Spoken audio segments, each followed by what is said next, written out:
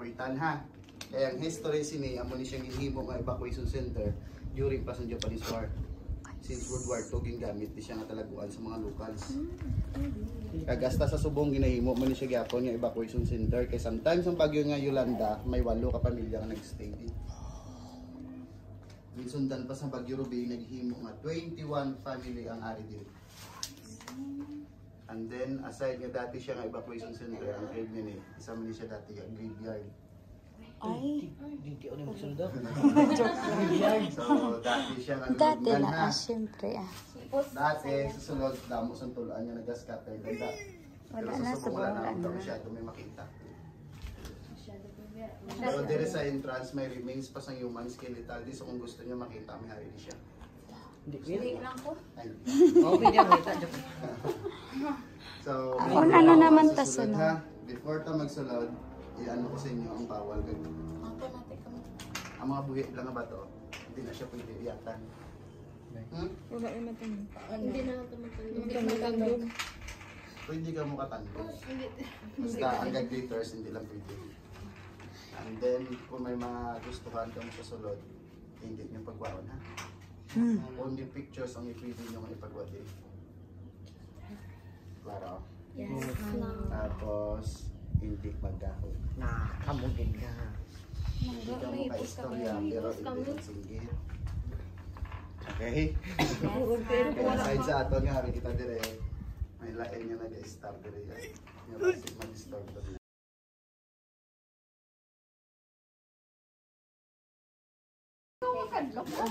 Tamo kita. Uy, excited si Sige, graveyard ka manda ka rin isa. Masulod lang ako sa likod niya. Ang mga torch nyo, pwede nyo gamitan ang torch ang phone ha.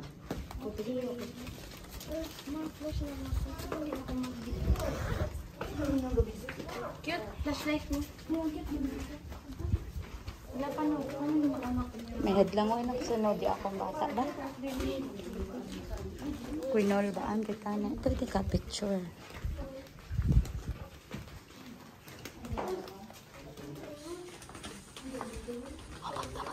Sige ka, madali ka mo. Para sinahan. Hindi na siya mag-iyatan ha. Ay, wow. Kaya nagka-glitters pa siya, it means nga buhi pa siya. Ang mga minerals siya.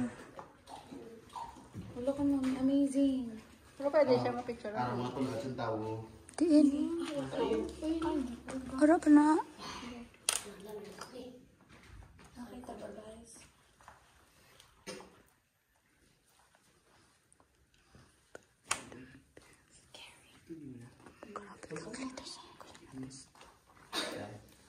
Tuman kitang balibrad. Mga patay sa mga naway na ginalubong, ginabinyo na sa sulit ng iba. Wala na pang embalma. Sa... Maliit ko nito ha. Upod ko na sa aton. Ti nga may mga sulat ini siya, Brad. Bandali sa masis. Ti gani nga anang kasinulat sila. Sa una pa lang mga bandal. 2023 pa. 2023. Mga ano na, mga hindi na taga-dire nga nagasulod. Oh, I Tapos see. wala sa upod. Nang walang tour guide mo na, nga wala nila nabalaan ang mga do's and don'ts.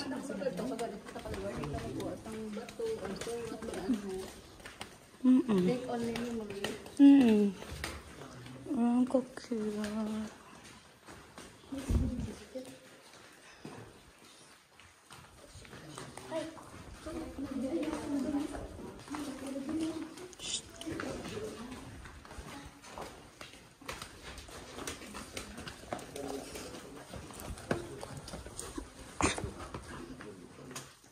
Siyempre na dito.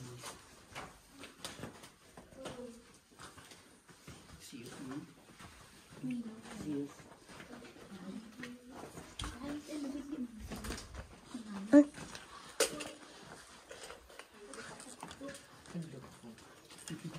So ini siya, roots ni sa Sumbalete Tree. Ang puno siya to sa pinakatap sa bukid. Wow. So from the top nagsulod na siya. Ano na siya ganyan. Pabaw na siya sa duta. Ayun, ano siya, naggamot na siya. Meron yagta. Yagta. So hindi na ni siya mayari pa doon abilog ng dagko ilog. Ay, wow. Easy. Grabe.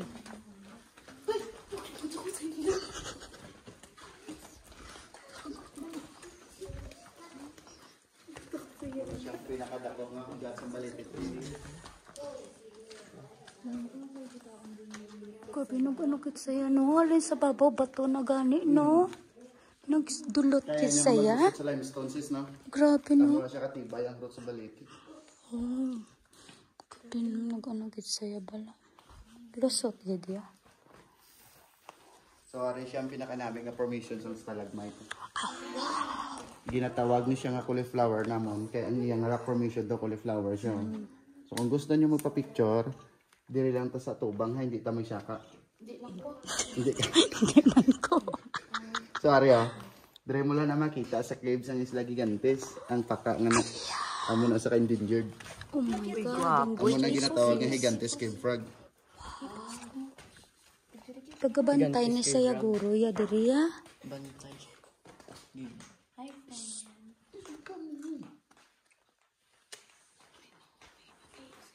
Ipot, ipot, ipot. Wala sa may mga picture. Adlo ka na sila ko. Ikaw sis? Tundugan ka. Kaya mama na. Sige na ipupo. Okay, hindi na siya taladlukan.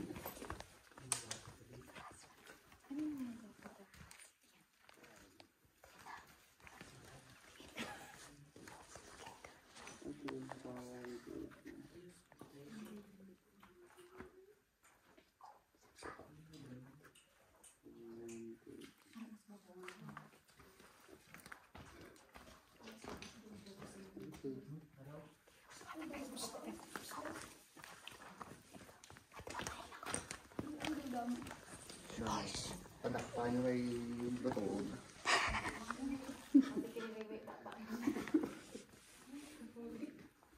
Okay, 1, 2, 3.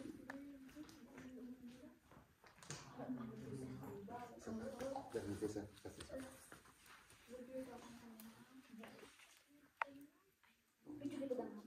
Group picture ka mo di tayo, no?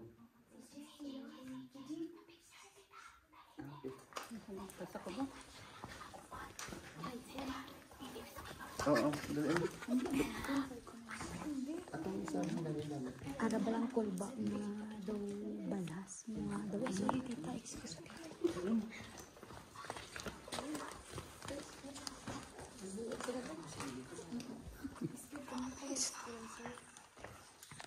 May flash to.